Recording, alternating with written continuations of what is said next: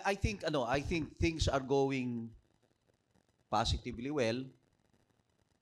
Kasi po, ito unang pinanawagan ng Artikulo 11 nung kami unang-una nagsama at nagkita-kita tayo doon sa MAX sa Quezon City na magtalaga na ng isang independent Citizens Commission. Hindi naman natupad po lahat ng aming panawagan. Pero more or less, ito na yon. Yung Independent Commission on Infrastructure ni Pangulong BBM may be considered a good start. Ito po at lalong-lalo na kung ito isusuportahan ng ating Pangulo, maari siyang mag-ukit ng maayos na pangalan para sa sarili niya. Maaari. Kasi ito naman po nagsimula doon sa kanyang pananalita, doon sa mababang kapulungan ng Kongreso in his State of the Nation address. Nung sinabi niyang mahiya naman kayo. This all triggered it. Ang problema lang po, hindi nahiya yung dapat mahiya. Pero nagalit ang taong bayan. So, I think we're on the right track. There must be outrage. But maybe there's not enough. Hindi po tayo pa nakakakita ng talagang widespread na outrage o paggalit, pagkamuhi, pagkadiri sa mga ginagawa nitong mga politiko natin. Sa mga halal. Kasi ang problema po, yung ordinaryo nagnanakaw ng pera ng ibang tao. Itong mga magnanakaw sa Kongreso, kasama na yung sa DPWH, at saka yung mga accomplice nila namang kontratista, ang ninanakaw pera ng taong bayan. Ang ninanakaw ay ang kinabukasan ng bayang Pilipinas. They are robbing the future of the nation. They are robbing the future of our children Ito dapat pumupunta sa mga magagandang proyekto, pagpapaunlad ng ating bansa.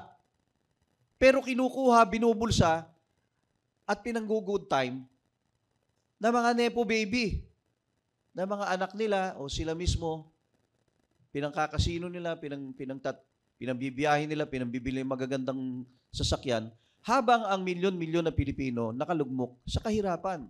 Bakit naman ganun?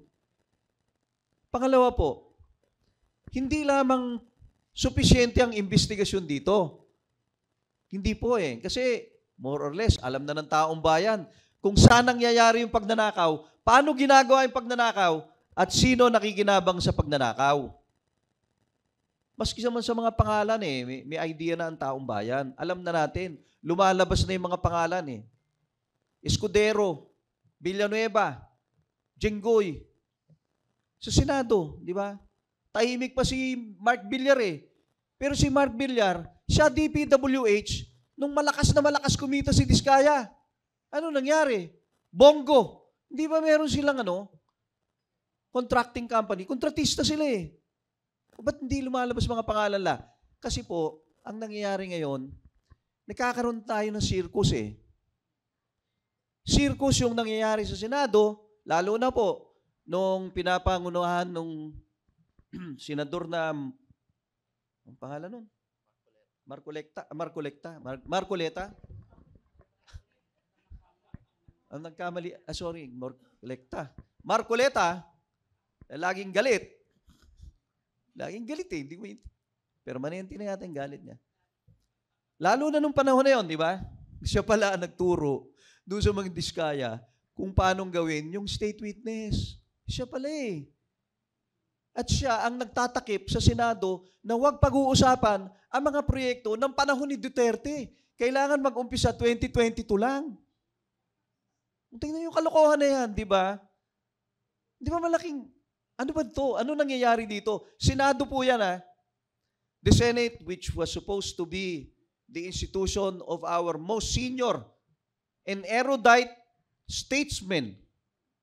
Yan po ang pinanggalingan nila Lorenzo Tanyada, Jose W. Jokno, Claro M. Recto. Yung pinakmalalaki nating mga leaders na sayang hindi naging presidente pero mas magaling sila sa presidente. O tapos sa House naman, tingnan nyo. Di ba? Kasi dito sa Kongreso, sa Senado, lalo na nung panahon ni Marcoleta sa Blue Ribbon, gusto nilang ipasigaw si Speaker Romualdez at si Saldico. Si Saldico naman, booking na eh.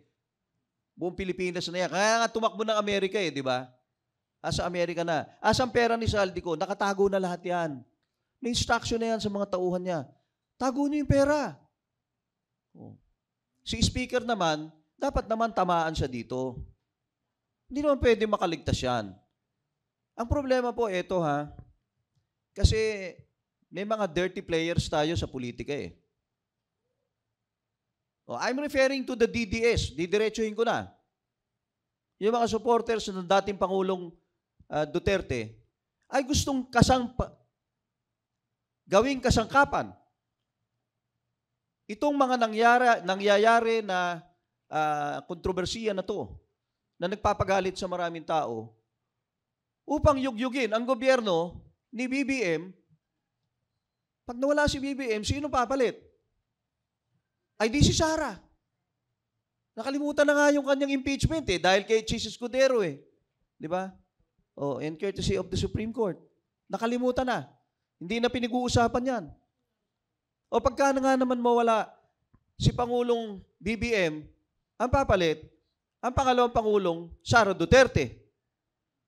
So they will now worm their way into these citizens' activities, legitimate citizens' protests, and try to destabilize. Ito po ang kinatatakot din natin. Kailangan maging mapagbantay at maingat. Kasi may mga may mga dirty players na pumapasok na eh. We should be really very worried about them. Pero one last point, no? Kasi po nakikita natin, alam mo, lumiit na 'yung mundo dahil sa social media. Nakita po natin nangyari sa Indonesia, naglabasan ng taong bayan. Lalong-lalo na 'yung mga nagmumotorsiklo. Dahil lamang 'yung mga congressman nila nagpasa ng batas na sila ibibigyan ng katakot-takot na mga benepisyo. Nagalit ang tao, tapos meron pa nasagasaan ng pulis na motorcycle rider. Nagalit ang tao. Naglabasan sa karsada. Nayugyog ang lipunang Indonesia. Hanggang lumabas ang Pangulo nila, sinabi, sige, binabawi na. Binabawi na nila. O mas matindi nangyari sa Kathmandu, sa Nepal. Doon, pinabagsak ang gobyerno ng mga kabataan. Kabataan, ha? Gen Z. Lahat mula Prime Minister, lahat, pinabagsak nila. Lumayas, hinahabol. Wala naman silang pinatay. Sinusunog lang nila yung mga malalaking mansyon. Mabuti nga yung kay Diskaya, binato lang ng kamatis eh. Nagagalit pa yung pulis. Dapat sunugin yun eh. Di ba? Kung susundin natin yung ginawa ng Nepal. Hanapin yung mga property ni Saldico.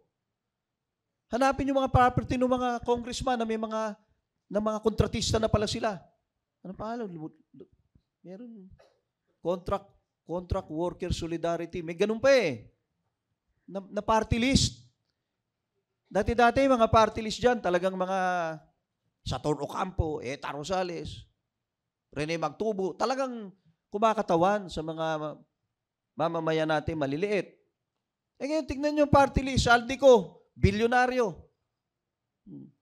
Yung Solidarity Contract Workers, ang laki ng bahay sa Los Angeles, sa Amerika. Kasi kontratista. Ibig sabihin po, talagang masama na ang sistema natin. And tama po si Kong Erin, hindi po dapat itong matapos after 3 years. Dapat ito continuing. It is not going to only be, it must not be just punitive. Kasi po, dapat ang taong bayan, impatient na rin eh. Dapat tayo impatient. Dapat tayo ruthless na eh. Bakit? Kasi pera ng taong bayan ang pinakialaman eh. Dapat galit na tayo eh. Siguro kulang pa. Pero sige lang. Kasi lumalabas naman na lahat yan. Mabutit lumalabas. Pero sana naman, na hindi na tayo natulak sa pagiging manhid sa mga korupsyon na nangyayari sa paligid natin. So I think we are on the right track. Lalaban tayo sa mga susunod na araw sa iba't ibang anyo ng paraan ng ating paglaban. Yung mga pwede magmarcha po tayo. Yung malalakas pa tuhod, magmarcha tayo. Malalakas ang boses, magdiskurso. Yung mga magagaling sa social media, mag-viral kayo ng mga inyong puna sa nangyayari sa ating kapaligiran. But still and all, ang kailangan po dito, ipagtagumpay natin itong laban na ito kasi ito laban para sa kinabukasan rin ng ating bansa.